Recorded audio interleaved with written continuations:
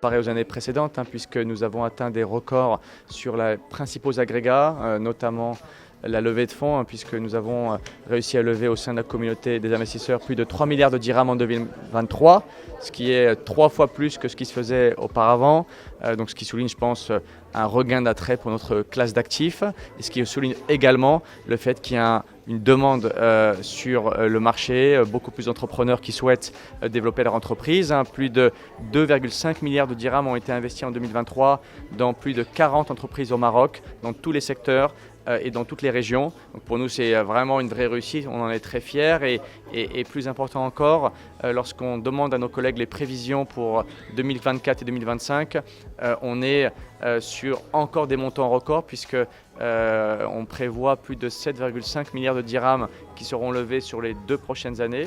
Et effectivement poussé par l'initiative du Fonds Mohammed VI pour l'investissement, mais aussi par les investisseurs marocains qui à nouveau regardent cette classe d'actifs. Donc nous en sommes très contents, ce qui va permettre de répondre à la demande des entrepreneurs pour permettre faciliter leur développement les années à venir. Merci. Donc, comment on réalise cette étude? Donc, c'est une enquête qui est réalisée auprès des sociétés de gestion. Donc, c'est un formulaire qu'on envoie à toutes les sociétés de gestion qui sont membres de l'AMIC, qui ont un bureau de représentation au Maroc. Donc, c'est un formulaire qui reprend les principaux volets de chaque société de gestion, c'est-à-dire le volet sur les caractéristiques des équipes de gestion, un volet sur les levées de fonds, donc le détail de chaque fonds, la provenance de leurs capitaux, le type d'investisseur par fonds. Ensuite, il y a une partie investissement, c'est-à-dire qu'on demande le détail de tous les investissements qui sont réalisés par lieu, par tranche de capital acquise et ainsi de suite. Et il y a bien entendu une feuille sur les sorties réalisées. Les sorties, bien sûr les TRI brutes réalisées pour ces sorties-là. Et enfin, il y a une feuille aussi à renseigner sur les prévisions. Donc c'est un formulaire qui est assez complet, qui fait le tour de la question du capital investissement au Maroc. Et c'est sur une base déclarative. C'est-à-dire que nous n'avons pas vocation, si on veut, de vérifier chiffre par chiffre, mais on fait confiance aux professionnels du secteur.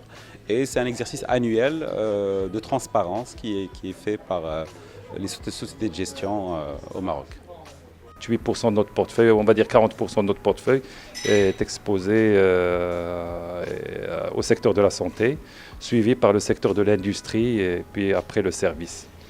Donc ce qu'on projette de faire dans nos prochains fonds, il y a quand même des grosses tendances au niveau du Maroc. On a une échéance, c'est 2030 aussi pour la Coupe du Monde. Donc il y a une grande dynamique au niveau de l'économie marocaine, au niveau de tous les secteurs. Que ce soit l'infrastructure, donc tout ce qui tire vers l'infrastructure, donc les projets industriels qui alimentent cette évolution au niveau des projets d'infrastructure qui sont mis en place. Secteur des services aussi, parce que pour accueillir du monde, donc il faut avoir des sociétés de services aussi qui permettent d'accompagner cet engouement et cette arrivée de gérer ce pic d'arrivée au niveau du Maroc.